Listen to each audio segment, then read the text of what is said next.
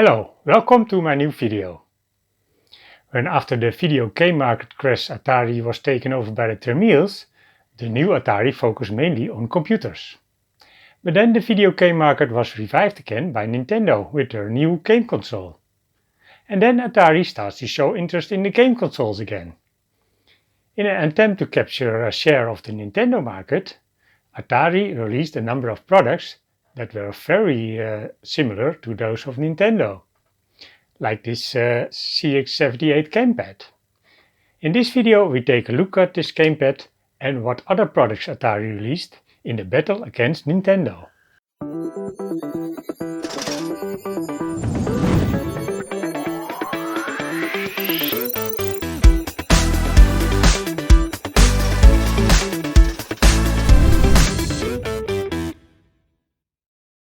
From 1985, Nintendo had great success with the Nintendo Entertainment System, or the NES. I recently made a video about this. That video also shows that Atari tried to compete with this console with their own new system. That system was the Atari 7800 Pro system, a console that was already developed before the Tramiels took over Atari. This was now released 2 years later, in 1986. With this new console came a new controller, the Pro Line joystick. Unlike the classic CX40 joystick, this joystick has 2 fire buttons. The connection is the same as that of the classic CX40 joystick and therefore can be used with the Atari 2600 or one of the Atari computers. However, most people are not very pleased with the Pro Line controller. It doesn't feel comfortable in the hand and the button locations are very awkward. After playing for a while, you get cramps in your hand. Therefore, the controller is also called the Painline controller. However, when the 7800 launched in Europe, the system came with a different controller. The 7800 was offered here with the CX78 GamePad. Because it was only delivered in Europe this way, the controller is also called the EuroPad. The GamePad has many similarities with the GamePad of the Nintendo NES. It's still not clear why the GamePad was only released in Europe.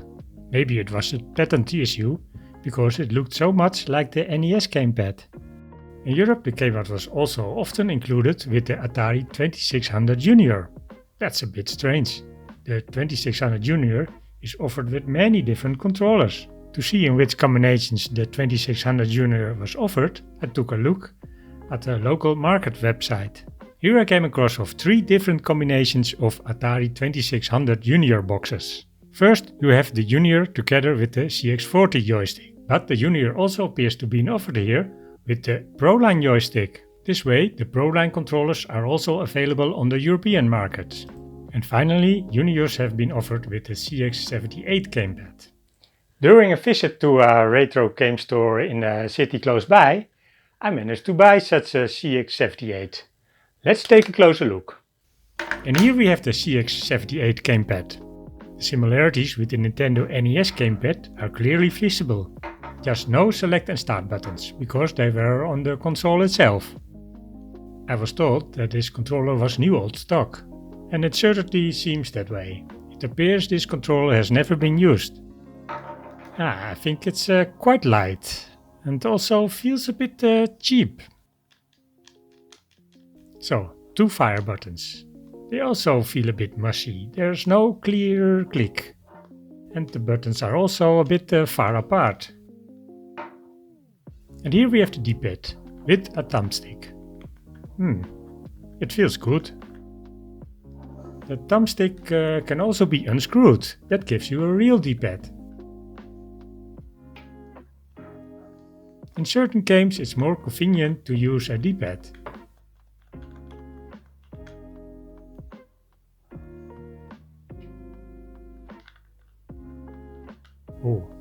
Screwing it back on is still a bit difficult. But that will get better after you get used to it. Nice. Then now it's time to test the controller.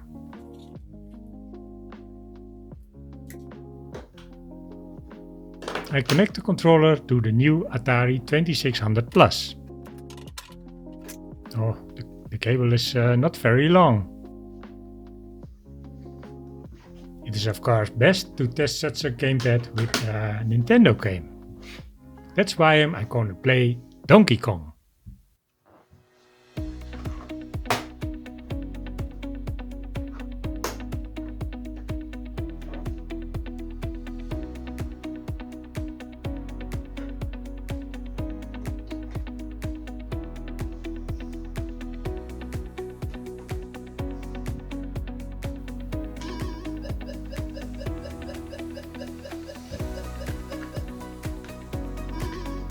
That takes quite getting used to.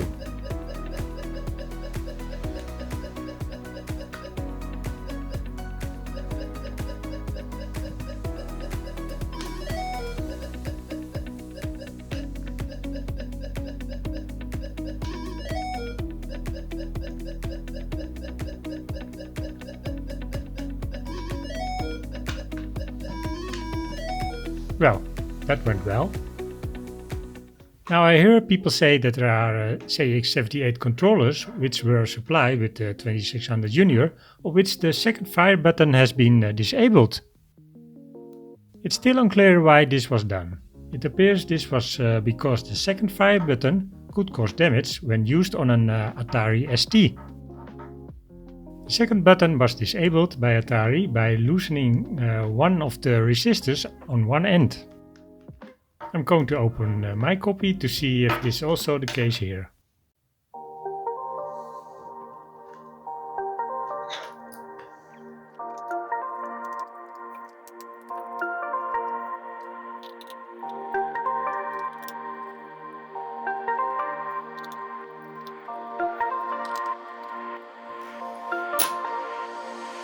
Now open it carefully. I don't want springs to pop out. I already see the two resistors. Looks like they are both connected, then both fire buttons must work fine with this one.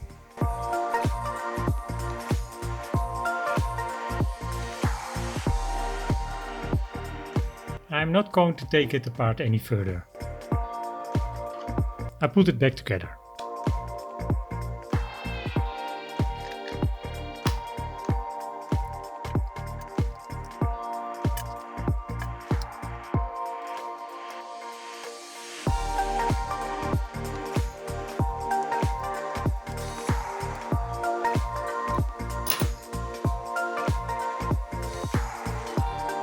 Well, that feels good again. Because this controller was only released in Europe, it's difficult to obtain one in the US. They are now offered for a lot of money on eBay. But this is going to change, because the current Atari is going to re-release the controller. This is done so Atari 7800 games that require two buttons can play it with the new 2600 Plus. They can only be offered from the US via the Atari site. Will the reproduction of the EuroPad become the US pad? No, in Europe the gamepad can also be ordered via Amazon. And could Atari offer some competition against Nintendo with the 7800 and this controller? No, far from it. The 7800 sold far fewer copies than the NES.